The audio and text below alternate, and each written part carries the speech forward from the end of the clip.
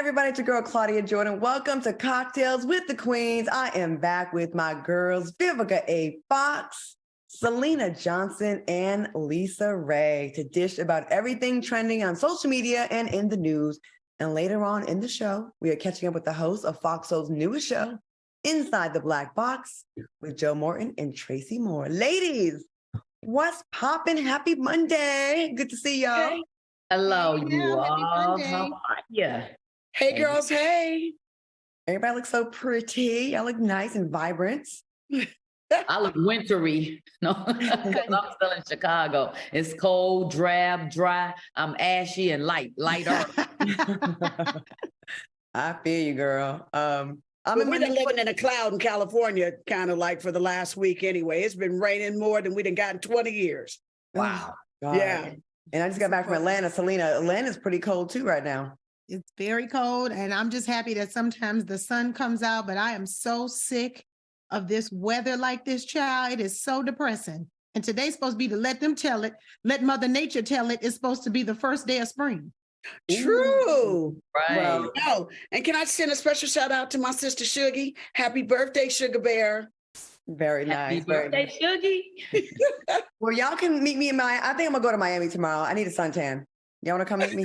One thing you're going to do is travel. Now, She will. And she will go find the sun, won't she? You're going to find a beach. Now. I'm always on the weather app looking like, okay, where's it warm? But I just moved into my new house. I don't have it. It's very echo in here because I don't have any rugs down yet. But I got a little makeshift stuff behaan me. I'm struggle behind me. I'm gonna get it together though. It's gonna be cute when I'm done. So it's my Queens, first day. can we give Claudia a round of applause for the new crib? Yes. Thank you. Get it. Thank you. I'm having simultaneous renovations done at the same time, and man, this stuff is expensive. Yeah. Girl, Yeah. don't even listen. I put a Get glass. stuff get to breaking. then I you got a really custom. going. I No, asked go. for a custom glass door today, like a high glass door. I renovated my bathroom.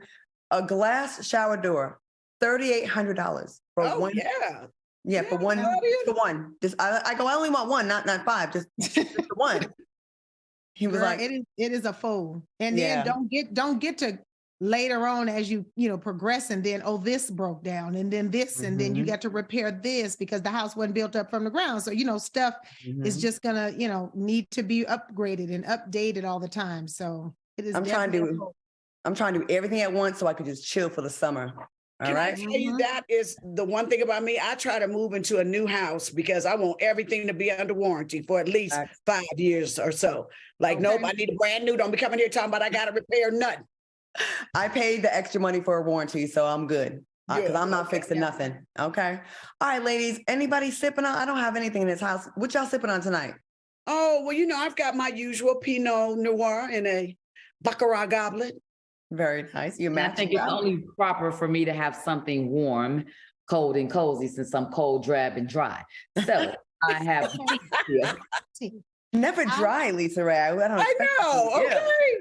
I'm dry in places that I can tell y'all about. That's There what you go. Thank Yeah, you very you much. did I that. look out for you now. Can't have you out there like that. I'm doing a red wine. I'm trying this new organic wine. I'm not Really? but it's supposed to be like no additives, no toxins, everything's taken off. It's farm grown, all this stuff. So it's actually very good and it tastes very clean. I'll tell you guys about it later. But it's very good. Very nice. Oh, well, I'm drinking air because Okay. these cabinets, they're gonna be bare till I go shopping. All right.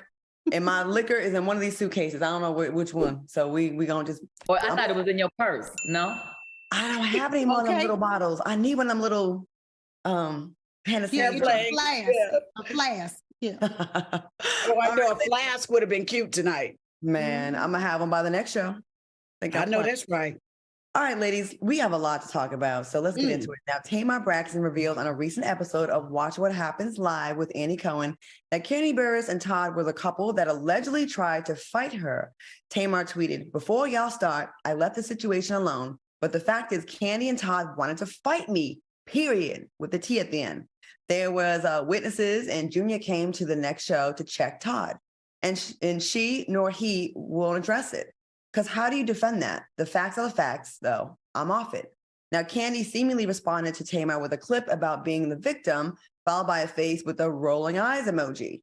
Tamar responded with, "I am the victim when your man steps to a woman. Sounds like an abused woman to me to see nothing wrong with that. I hope he's not beating your ass. I pray for your healing. Now, Tamar also added, imagine having the biggest ego for the most non-singing ass person in the entire music industry. Oh, damn. What are your thoughts on this beef between Kandi and Tamar? Lisa What Ray? do you think, Claudia? Because you said, oh, damn. Why don't you go first? What you think? I will not. I will not. I already have beef with one of them and we done squashed the beef and I'm trying to be on my straight and narrow. And that is the thing. I would love to people to be on the straight and narrow, especially when you're in the same business, you know, throwing shade and being disrespectful. We really need to curve that, you know what I mean? Because we're really trying to all get along and spread some love. You know, I hate that these two sisters is going back and forth. And really, you know, for a man to step to a woman is inappropriate, period. You know what I mean? Again, I wasn't there or whatever, but some people are just aggressive in their tone that could make you feel like they about to jump on you. Cause I know I got that about me, you know, and Vivica damn show got it about her, you know?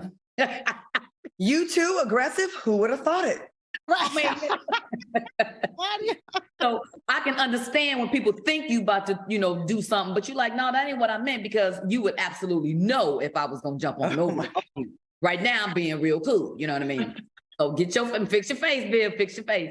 So We all got cussed out by Lisa Ray live on the air and we were friends. But I hope it is what it is. they feel the way they feel and something happened, you know what I mean? And like Kandi said, they had words, but maybe Tamar thought that because, you know, Kandi now is not singing as much and she's been in reality TV for the last, 10 years, you know, that's what she meant. You're not singing no more, girl, you doing TV. So what you talking about? Hopefully, maybe, sort of, kind of, I don't know. I think no one could come for Candy's career though. Candy's career, it's all about longevity and she don't have to make another song because she has so many other bags coming in. Vivica, what you think about this? Girl, I'm here for the ratchetness of it all, okay? Oh my God. I'm just gonna keep it all the way 100. Girl, when Kandi posted that video of the little crazy little Adams girl and them walking, that right there, right, girl? At first I was like, oh no, they just need to quit it. No, they don't. Come on, give us something to watch. Give us something good to watch, okay? I'm here for all the ratchetness of it all because it's been a little boring, you know, so might as well just cut on up going into summer. But Kandi, I'm gonna tell you, that meme you put out with the little girl going into the water and the other one was like, I can't swim, I fell out. That was good. So I'm here for the ratchetness of it all. Y'all keep it coming. So Vivica, are you team Kandi or team Tamar on this? I'm team Ratchet. Okay, they at one time one of them get on my nerves, so I ain't gonna get on nobody's side. I like both of them. I think this is just, I'm here for the ratchetness of it. You know, come on. Next thing you know, they're gonna get into it, snatching wigs and everything. Why not? No. Oh, stop it, Lisa Ray. You know we gonna love to see us. We talk about it next Monday. Well, let's get into Selena. Well, Selena's down in Atlanta where the epicenter of all of this. And we done seen Selena done read some heifers online with the clip that keeps circulating of her epic read. So what do you think on this? What is your take on this, Selena Johnson? First of all, Claudia Jordan, I am not that woman anymore. That was 2 years ago, and I would really like to lay that down at some point. However, I'm sorry, it's trending again, and I can't. I'm with Vivica. Well, I am with God. Okay, now, Lord, here, look here. I just feel like I'm outside of a window looking in on somebody else's conversation all the time. Sometimes I just feel like stuff don't be our business.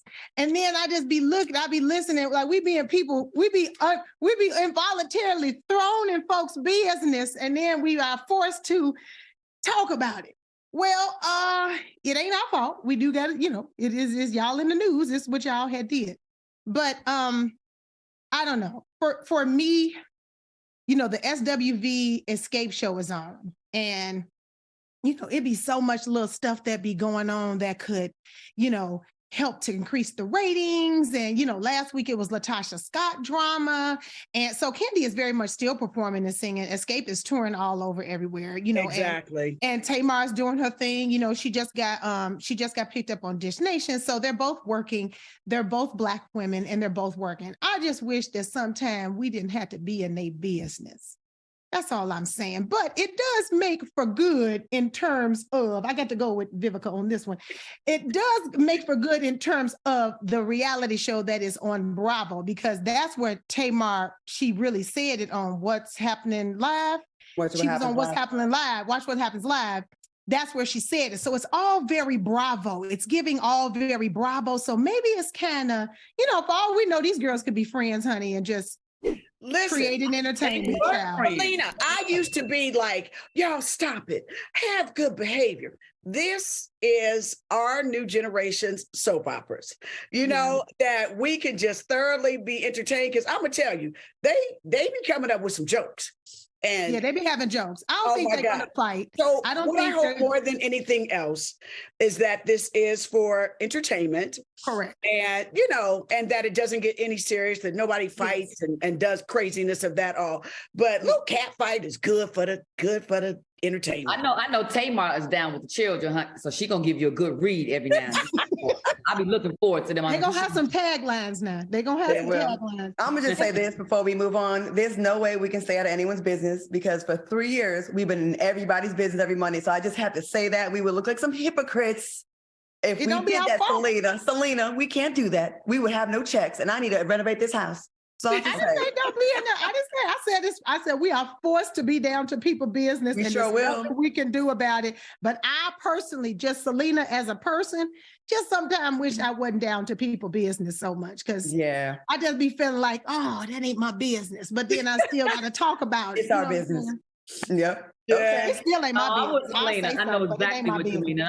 I'm very much with you, Selena. I'm the same. I'm like, oh, I know, Lisa Ray, you definitely are like that. You like, now who them children? Right. It's like, I'm a talk show host. Dang it. Okay, dang. All right, I got to say something. In real life, I don't really keep up with nobody's life, but we do have to do that every Monday, and we will. We will continue. We are not going to pretend that we're not, because we're going to do it every Monday, and next Monday, and Monday after, and Monday after that, and Monday after that. Until thanks, Claudia, for keeping it. Hey, man. Got to keep it buck. All right, y'all. Hey, Beyonce recently posted a sexy photo on social media rocking a beautiful sheer style dress. And fans are speculating it was in support of Ciara, who recently received a whole bunch of backlash for wearing a see-through dress at the Vanity Fair Oscar party, not the Oscars, y'all. Okay, so what are your thoughts? And why do you think Black mothers oftentimes receive so much backlash for showcasing their curves? Selena, let's go to you first. I would just like to say that first, when I first saw Ciara's dress, I was like, man, why, did she have to go? But then I realized that's the theme of the party. They're supposed to be dressed like that. It's called Barely There. Just like if you go to the Met Gala and they have themes, they're supposed to dress like what's going on with the theme. So I now understand why her and Beyonce's dresses are like that. You know what I'm saying? And Ciara's a fashion icon, and low-key, not even low-key, hacky, Beyonce is a fashion icon. I think they both look fantastic. And I'm glad that Beyonce, showed, hey, look, I'm at the party too, and this is what I'm wearing, and it's kind of the same concept. So, I just think we're a little hard on Black women sometimes. I think we doing a little too much on the Black women. I mean, she is a mother. She is there with her man. You know what I'm saying? They probably going to go home and turn up afterwards because of it. You know what I'm saying? And I'm sure Beyonce brought Jay-Z. They going to go home and be sexy somewhere, drunk in love, and turn up. So it's really not that serious. We see way more terrible stuff on social media and carpets per day. Okay. I just saw pictures of a mother on Ben Crump's page whose son was decapitated. So for me, that's what's appalling. Not a nice, sexy dress of a woman whose body we see all the time on her social media pages. I mean, it's just not a big deal. Well, I think it was the style. If we were the fashion police right about now, it was the style. Like, okay, can we put the images back up?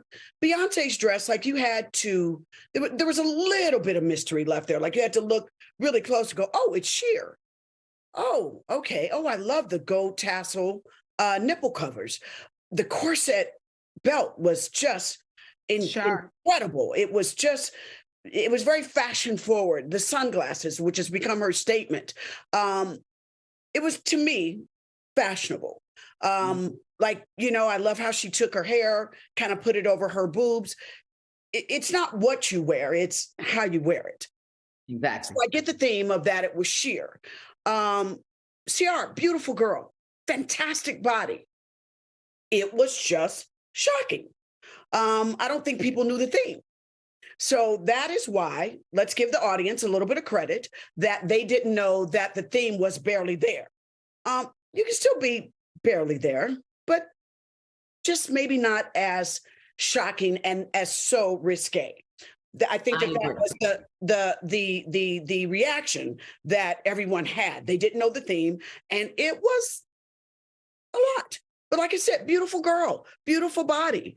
I just, maybe some more clever ways of being barely there could have been done. I agree with you, Vivica, because I feel like it's not what you wear, it's how you wear it. Beyonce coupled hers up and made it look more fashion forward. Ciara's was more like just a sequence netting over a thong, basically. So it seemed like it wasn't well thought out and well accessorized. It seemed very, just plain, just to give you the illusion of the barely there. You're absolutely right about, now knowing what the theme is. Of course, she's gonna come like bam, you know what I mean? And she's gonna feel comfortable because she with her husband and she feels like, honey, you okay with this? And we can do this, then let's go. And that makes a huge difference as well. I've said this before. I don't like the dress for me. But let's not act like Ciara is just a mother and somebody's wife. She's not. She's actually a pop star. She's a celebrity. And that's what celebrities sometimes do. They do stuff like that for shock value. Would I wear it? No. But, that's Ciara and she can. I feel like there was a lot of other white women, and I always have to bring up fairness, on the red carpet that straight up had nipples showing, had stuff barely showing at the Oscars. And she didn't wear that to the Oscars, you guys. It's the Vanity Fair after party. So there is a difference. Wearing that to the Oscars, to me, absolutely unacceptable, because that is a classy affair. The after party, there's a little bit more leeway with it. Again, do I like it? No, I did not like it. And I personally am a huge fan of Ciara's, and I love the trajectory she was going on, the White House, the wife, the classiness. I want people to see her in that way because I think people are very unnecessarily mean to Ciara ever since she left Future and went with Russell. They criticize everything she does. Ever since she left the F-boy, whatever, it's like she can't do no right. There's a whole bunch of black men online that come for Ciara constantly. She can't do anything. Really? Oh my God. They come for Ciara all the time. They come for a man too. They be trying to say like, they do. Now I know that the Russell hatred is severe. The jealousy is deep. Yeah. So if we're gonna let the Megan Stallions and the Cardi B's and all those other people slide with wearing thongs and wearing things like that, barely there things, then why does Ciara get so much heat? Because she's married? Okay, Cardi B's married. A whole bunch of them are married. Again, not my style. I like to see her in classy things, but keep the same energy when you see Rose McGowan at the Oscars with a string up her butt, and that was it. I didn't really hear that much drama about her. But Ciara, it's 2 weeks later, they still coming for her. Leave Ciara. Leave her alone. Rose McGowan she was naked. All right, y'all. Great conversation here. I love all the different perspectives. Hey, coming up next, we are chatting with Emmy Award-winning actor Joe Morton and world-renowned casting director and acting coach Tracy Moore. You do not want to miss this segment. We'll be right back. Yes, darlings, welcome back to Cocktails with Queens. Tonight, we are joined by the host of Fox Soul's newest show, Inside the Black Box. Before we bring them out, let's take a look at season 2 of this award-winning series. I'm Tracy Moore. And I'm Joe Morton, and welcome to Inside the Black Box. An honest discussion with the icons of today about our role in the arts. I love the energy in here. My goal as an artist is to tell the stories that matter. Everybody gives you a brick. You choose which ones to build your house with. And there's no shame in asking for what you truly desire. I ain't telling y'all nothing. We set the tone. We are the culture. We are what people want to cross over to. Please welcome. Yes, absolutely fabulous. Please welcome Emmy Award-winning actor Joe Morton and world-renowned casting director and fabulous acting coach Tracy Moore. Yay! Welcome. Hello. That show looks like the bomb. That show is off the chain. Joe and Tracy, thank you so much for being here. How are y'all feeling tonight? And welcome to Fox Soul. Thank you. Feeling good. I'm just going to jump right in because I just want to say I'm a fan. And this type of show is needed because a lot of people see people on different levels and don't understand why they're on that level and how much work they put in and how the growth spurt happens. So I just want to say congratulations about that. Now you've been killing the game, Joe, for a very long time. I know as a fellow actress myself, I was like, how in the heck is he remembering all those lines? Like you have monologues. And I always watch and say, he had to do that again, I'm sure. He had to do that in the master, he had to do that in the close-up, and people don't really realize that, but I know that was not so easy. So what I'd like to say is you have been killing it in Scandal, Terminator 2, Judgment Day, what else? Brother from Another Planet. Okay. What is the key? What is the key to staying consistent in the business without losing sight of your worth? I mean, I think you have to make choices. As an actor, you're taught that as you're approaching a character, that you should make choices about the character. And I think as an actor, you need to make choices about your career. What kinds of things do you want to do? I mean, a lot of actors, when they walk out into the world, they just take anything that comes their way because they're just looking for a job. I mean, I was kind of taught that, read the script and decide what it is you think you can contribute to this story.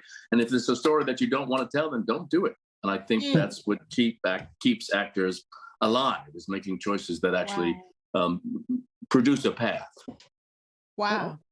Tracy, in the beginning stages of your career, you moved to New York with $200, a trunk, and a one-way ticket from San Francisco. Like, that is some bold, that's you got some boldness and some faith, and I love it. I had 500. I thought I was doing something. All right, what inspired you to take that big leap to the Big Apple with that?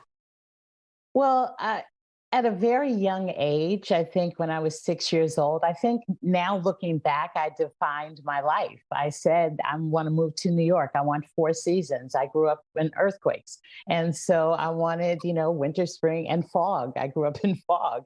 But it was faith.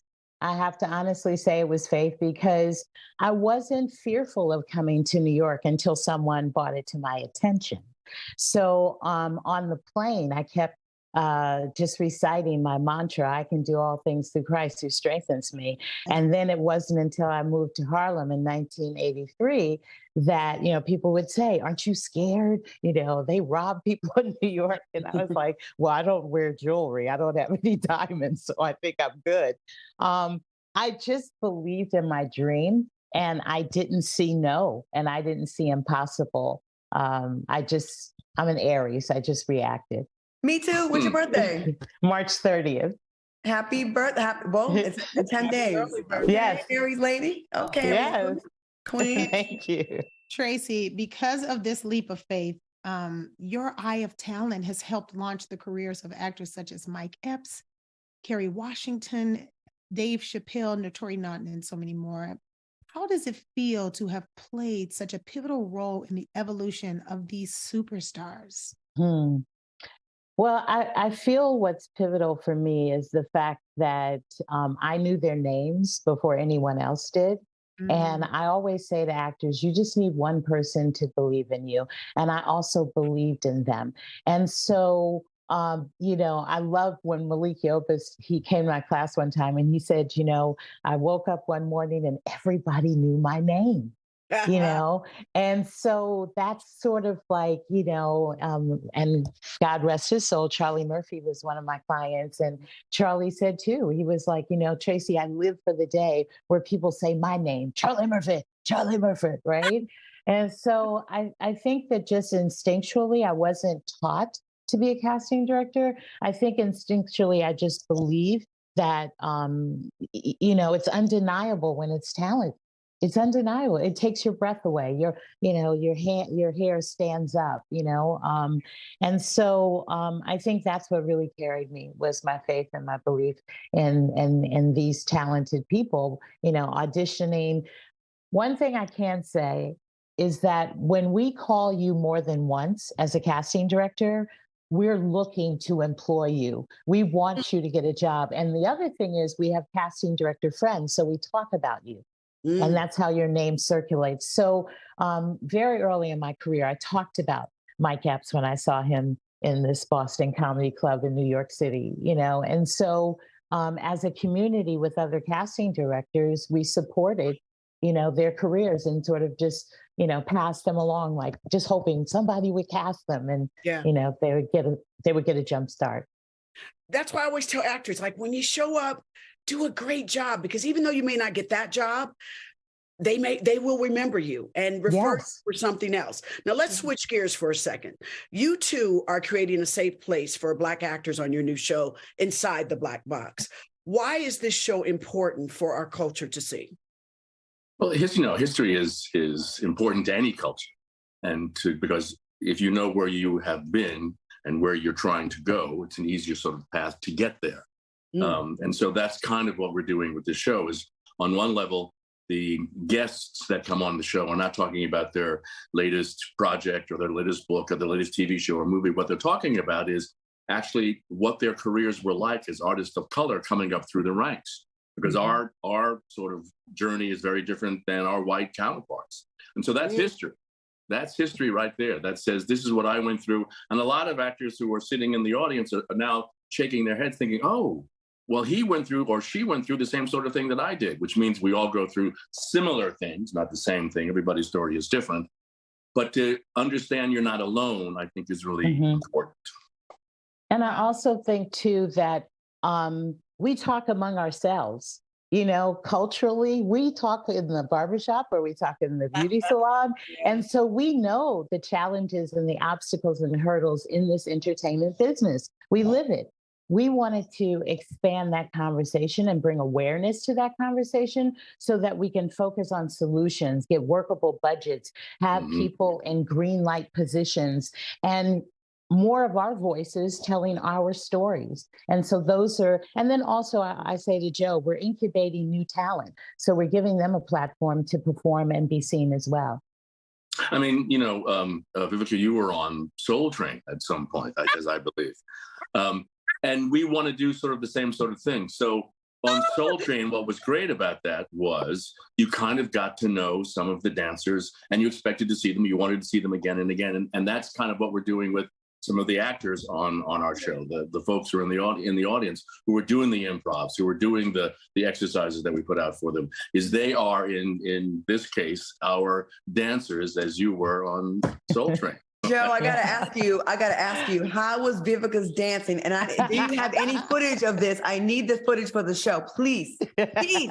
Yeah, you know what? I'll look. I'll see if I can find it. I can remember, I had this gray dress and was shimmying down the whole nine. And I'm gonna tell you, it led to Don Cornelius letting me host the Soul Train Awards. Wow. You never know where one thing may lead to the next. And I hope that you all let your actors know that no, absolutely. We want them to come back and we want them to be, inside the black box actors, just like you're a Soul Train dancer. Okay. And also, when you realize that you've done a job and you may have read for one role, they may see you in another role and have you read for that. So you still have to be prepared as well. That's right. Not that, That's but right. just, as an actor, yeah.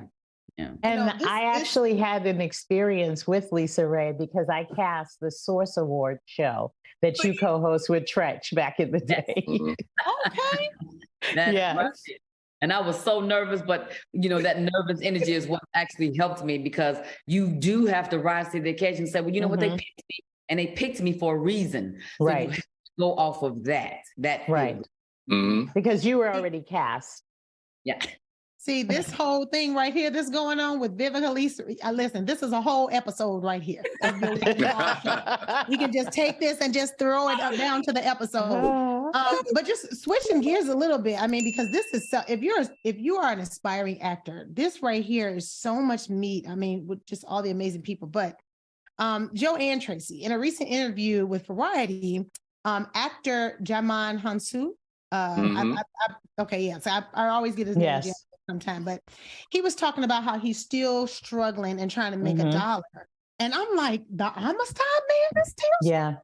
I mean, and I have seen him do so many amazing roles. I mean, he was just in Shazam, and that's a blockbuster. So Rob Morgan mentioned on your show that there's no shame asking for what you truly desire. So are you surprised that Black actors are still underpaid in this business? And do you think there's hesitancy in asking for what we deserve? One, there should never be any hesitancy in asking for what you deserve. Rob rather said that because he had just asked me to be his mentor. And so the audience kind of started to laugh. And he said, no. You should understand. You need to ask for what the thing, the worst that's going to happen is the person's going to say no. That's the worst thing that's going to happen. You know what I mean? And in terms of underpaid, do you think women are still underpaid in this business? Absolutely. Mm-hmm. Absolutely. So it's sort of the same game.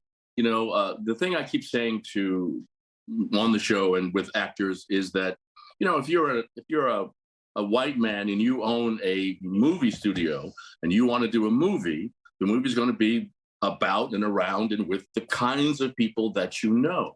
So the kinds of things that people like Tyler Perry are doing by building their own studio and actually inviting people in, inviting people of color in to sort of dream the dream. I mean, Tracy always says, that what we do on the show is inspire dreams. And I think that's the idea, is we need to be in a position so that we are making our own stories and therefore paying each other the way we need to be paid. But as long as we're out there asking somebody, how much should we get? And we are not Denzel Washington or Morgan Freeman, then, you have to fight for it. You have to actually say, no.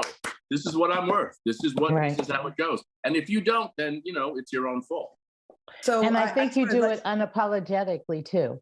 Unapologetically. Yes, absolutely. Like you can't, this is a fight. We're in 2023 and we're still fighting. And so we have to eliminate the fear and ask for what's rightfully ours.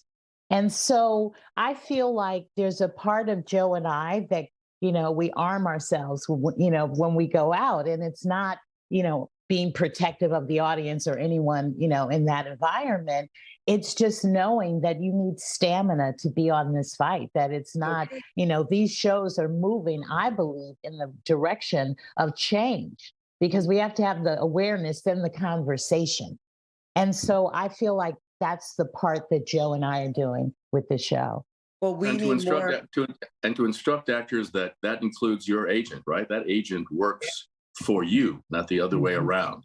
So that in thinking about and asking for the kinds of things that you want, it's that agent is sort of, that's the doorway. Yeah. So, when a young actor goes after an agent, I always say to them, don't allow the agent to tell you what you want. You go in trying to discover, because it is a journey and it is a discovery, what it is you want. What kind of career are you looking for? And you're the only one who can answer those questions. I'm glad we have people like you two that are fighting for us and championing for us. I have a friend that's a casting director, and she says it's very frustrating when she deals with certain networks that don't employ a lot of people of color. And she hates that she has to go to an actor and ask them and lowball them, basically, because that's what she's limited to offer. And she's like, it really angers me because I know what they offer the white counterparts that are on an equal level. And that is so frustrating. And it's like, there's so much more that we have to work on and get there. It's not us. Yeah. A lot of it's the powers that be. And like Tyler Perry, shout out to him because he's making his own moves. I will say this in the chat. Chichi Onua says, as an actor, I am living for this conversation. So there's people that are in the chat that are living for what the wisdom you two are giving. So thank you so much, Tracy and Joe. Before you go, you dropped so many gems. What advice could you give aspiring actors in Hollywood? First thing I would say is train. You have to go someplace, you have to train. Second thing I would say is, and I said this to my son who wanted to be an actor, then you have to do theater. You have to do theater before you do TV or film. Because if you can do theater, you can play a part, let's say for 6 months, 8 shows a week, blah, blah, blah, blah. If you can do that and do it by keeping that character fresh, performance after performance, and you can do anything. Thank you. I would say as a casting director, we're looking for people who have work ethic. That's what we're looking for, and standards. So we're looking for people that not only do we look at your talent, but we want to make sure that you show up on time, that you respect the work, that you do the work. And I would also say that the thing that kills dreams are the noise.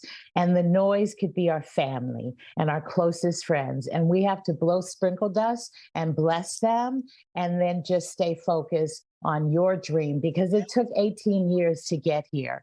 And I'm really blessed to have the last 6 years. Joe came on board and he's still on board. And sometimes I ask him why he's still here. But I know his love and I know that we have purpose. So that's what we do. And here's the thing, I think it makes a big difference too when you hear from people like you and that are in front of the scenes and behind the scenes, because you get another perspective. Because I had an opportunity one time real quick to be involved in casting, and I got a chance to see me on the other side, like, oh, that's me if I come in nervous. Oh, that's me if I'm not really prepared. Oh, that's me if I don't really care about the role. And that's me when I came in prepared. And it put things in perspective. So thank you. Really, for having the faith that you have to bring us what you're bringing us, because we, and whatever level that you are at A, B, C, or D, it's needed. So thank you. Thank you. And Joe, we appreciate you both coming here. Make sure you catch Inside the Black Box tomorrow. That's 5 p.m. Pacific, 8 p.m. Eastern, only on Fox Soul, because we got your back. All right, y'all, coming up next. Thank you so much. Thank you. Thank you. I still can't believe that Joe knew I was a Soul Train dancer. Coming up next, we have Queendom. And later in the show, Blac Chyna removes face fillers. Stay tuned. Welcome back to Cocktails with the Queens, honey. We are rolling. Okay, this show is popping tonight. But now we have reached the part of the show where we talk about our relationships and challenges we have faced in our lives and how we overcome them. Welcome to our Queendom. Tonight's topic will focus on the importance of knowing your beauty despite industry standards. This topic stems from a resurfaced interview of Joan Rivers on the Whoopi Goldberg show in the 90s. When I tell you this show was so deep, this moment, Whoopi poured into Rivers, who expressed insecurity in her looks and discussed the challenges of looking at herself in the mirror. Whoopi told Joan, when I wake up in the morning these days, I look in the mirror and I think, you know what? Smooches. Whoopi also told Joan, see, I look at you and I see a really beautiful woman. Queens. Can we change the perception of today's beauty standards for the young ladies that are coming up? But, beyond anything, what I want to know first, and since we really just touched on the acting world and, that whole, arena and that life, what I want to know from you ladies is, have you ever been in a predicament in your career, whether it was the beginning, the middle, or now, present, where you felt like Joan Rivers, where you felt unpretty, where you felt unworthy? What do you think, in your opinion, creates this persona, this perspective? Vivica, I'll start with you. Well, being in front of the camera for the last 3 decades, I definitely went through a phase of wanting to be perfect. And when I say that, it was like, back in the days, it was before we accepted our round noses, our actual bodies that are thicker than being this big, that, people starve themselves to fit into the sample size. That's when the nose jobs happen. That's when and if you see yourself on camera, you're going to look for what's wrong instead of what's right. And I'm a woman in my 50s that now I embrace me and all of me, that I'm not perfect, that I'm a beautiful Black woman in my 50s, and to be satisfied with that. But it took a minute to get there, because there was definitely a phase of going through wanting perfection, or what I saw as perfection. Lisa Ray, what do you think? I always thought I was perfect, so I just showed up. And it's over, ladies. Thank you very much. And yeah, you know what I mean? And the whole segment is over. No, you get there and you see, the standard, like Vivica said, and you're like, oh, this is what they're looking for. And, you become the cookie cutter of. But when you realize that you're not the cookie cutter of that person, and there is such a big difference between you and that person, you have to be able to sell yourself for what you have to offer, which makes you different. And so the difference of that is that I like me, and I have always liked me. And let me tell you, it wasn't always easy, because people said I talk too fast, I have a little twang to my voice, and it was like, right. I am representing the women that look like me, that sound like me. That's me. And because when someone told me that, I was over enunciating all of my words and just being not me. And I was like, that is not me. And I'm this. I'm going to give you, hey, no, absolutely, absolutely, yes, yes. I'm going to do all that. Where I'm not going to be just a talking head. So you absolutely in this business got to have the confidence and know what you're selling. And you're right. The size too, because TV adds 10 pounds to you. People meet us and go, oh, you're much smaller than I thought. And it's almost like what you're saying, or you are actually pretty. And it's like, well, what you mean? You know what I mean? What you thought or whatever. I looked in the mirror and I know that I'm a pretty woman. I'm not perfect. You know what I mean? Absolutely. I told you a long time ago that once they find that system or that procedure to get rid of cellulite, I'm going to be the first one in line. You know what I mean? So then that dimple that's on the back of my butt and on the side of my thigh going to be there. But y'all ain't never seen it to watch. Y'all going to be looking for it now though. No. And Claudia, you've started off, I mean, you started off at Price is Right, but then you've been modeling, I mean, very high profile modeling and television, radio. I mean, was there ever a time where you felt like, yo, I'm not pretty, I'm not enough? I'm gonna be real about it and say all the time. Wow. Before I got into personality-based work, I was only hired and judged by my looks. And it, of course, is going to make you be overly critical. I remember as a young model, maybe 23 years old, I did a photo shoot in Florida and this white man was a photographer and I had my makeup done. I felt like I was pretty and I was like, doing my thing. And then he looks at me, he goes, he put his camera down. He says, you know, you'd be really hot if you got a nose job. Now, it's the middle of the shoot. I'm in my early 20s. I already compare myself to the other women. I already know I'm a little bit thicker. I ran track. I have thicker legs. Then you go on to get on a show like The Price is Right, where it's like the longest running game show on television, 40 years, I think now. And you have millions of people looking at you and they break down everything. You smile too hard, your nose goes up, your top lip is too small, you need to get a butt job, you need to get your titties done. And I would not be honest if I didn't say it didn't affect me. Now, how about you go into your regular life? Yeah, maybe you had a breakup. Maybe you lost a parent. Maybe you had a fight with your boyfriend. Maybe you and your best friend ain't getting along. On top of all your regular life stuff, you got to see fans and trolls tell you that you ain't all that. You would have to be not human to not have that affect you. And I'm very much engaged. I engage with the public a lot. Which has its blessings and it has its pros and its cons. I love being of the people, but it also allows people to get close to you. And it's hard to try to not let that affect you. I'm doing better at it. And what I did is focus more on my personality. I know I'm not the most beautiful. I'm not the tallest. I'm not the thinnest. That is fine. But I know is the most beautiful about me is my heart. And if I got you, I friggin' got you. And people that know me know that. So I had to value other parts of me because these people in the chat that I'm looking at right now, there's about 4 people that love being negative every single show. And if that makes them feel good, that's fine. But at the end of the day, you can't take away from my soul, my spirit. And that is where my beauty comes from. That's it, girl. Faith. That's it. And F y'all that don't think so. How about that? Yes. You said that. And I'll just say real quick, we have to roll back the standards. Who created them? Who's the beginning? Who started this? Because it's really not the standard. The average American woman doesn't look like what you see on TV all the time. So we have to be more open to all people from all walks of lives, all shapes, sizes, color, creeds, and everything. So I think that we're moving towards that now. And I want to see that more in the Black community, us doing it of each other, because we're even more, we tear each other down more than the outside world does. Yes, we do. Excellent commentary, ladies. But let's get to the next segment. Coming up next, Blac Chyna, speaking of image, reveals her new face. And later, a substitute teacher, child, because let me tell you, I'm a substitute teacher, is tired of the blatant disrespect, and so am I. So y'all stay close, because Cocktails with the Queens will be back soon.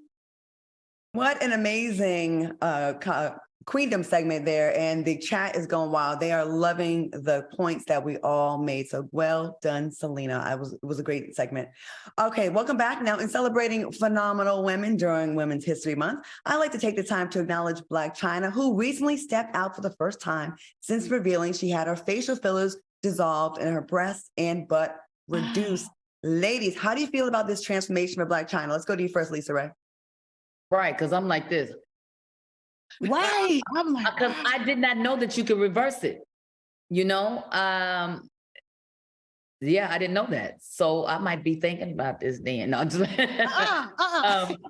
no, here's the thing. I love it because just like I just admitted that I didn't know that it was reversal, you know, that you can reverse it. And so while you're out there looking to do something and you might be nervous or scared because you have never done anything before, then if it's not right, you can take it out. You can try again. You know what I mean? But I think something happened with Blac Chyna. I think she said, you know what?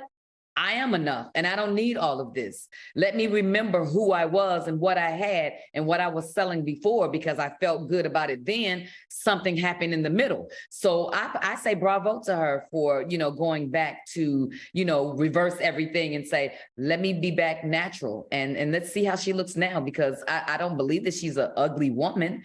You know what I mean? And I think that you have to embrace whatever it is that you have. And maybe in the future, she may want to do something different or something else. Let's see. Let's watch. She looks like a whole other person. And really? To me, she does. And she looks younger. Oh, her face is slimmer. Yes. She looks younger. Like, and then it kind of makes you feel like, dang, what was it that at that moment that you didn't like?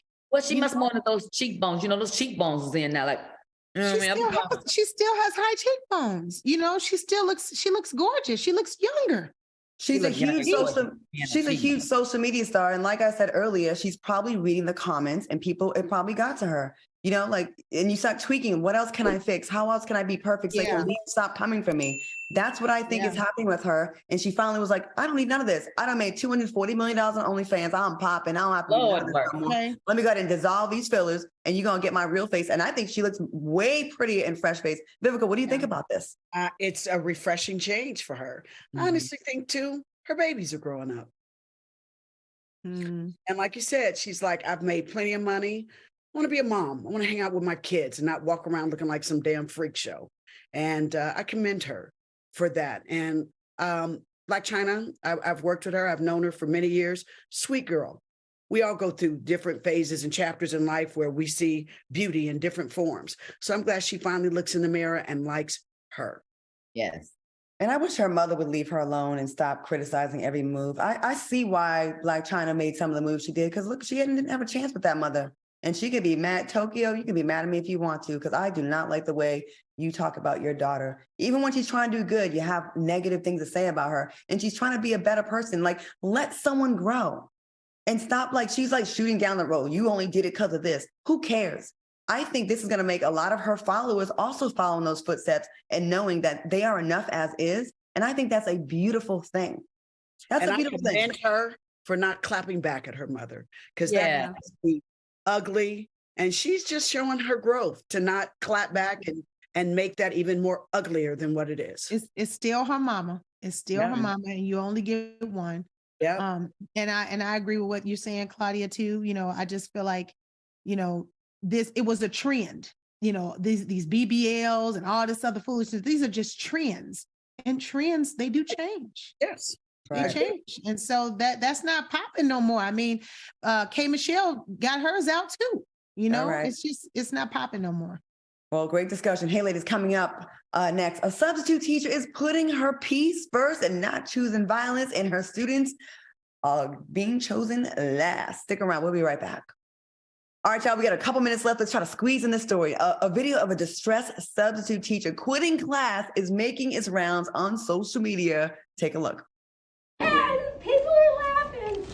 Yeah, I'm going to go. I don't even care if I don't get paid today. I'm just a stupid old white lady. That's all. These little lean babies are out of control. I do not blame her. What are your thoughts on the lack of respect that teachers who make very little money, relatively speaking, compared to what they do and the importance? What do y'all think about, you know, this disrespect? Selena, what do you think? I'm here for it, because if that child, first of all, they didn't really get to show how, you know, the video, the boy was going off on her, talking real crazy to her.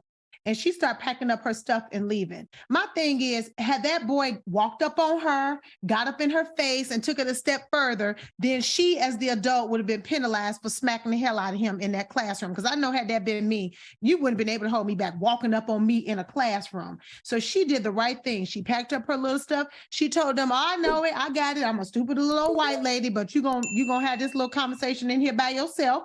And listen, they don't pay me enough. Y'all already don't pay the teachers enough, so they should not have to sit up in that room and succumb to y'all badass kids that y'all do not discipline at the house. I would have walked right on out that class. She was like, you don't pay me enough. And without her much, she was like, I don't care if I get paid today. Okay, she was like that.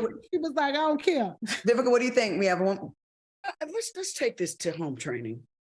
Yes, that's where I want to go. Do better. Yeah. We send our kids to school.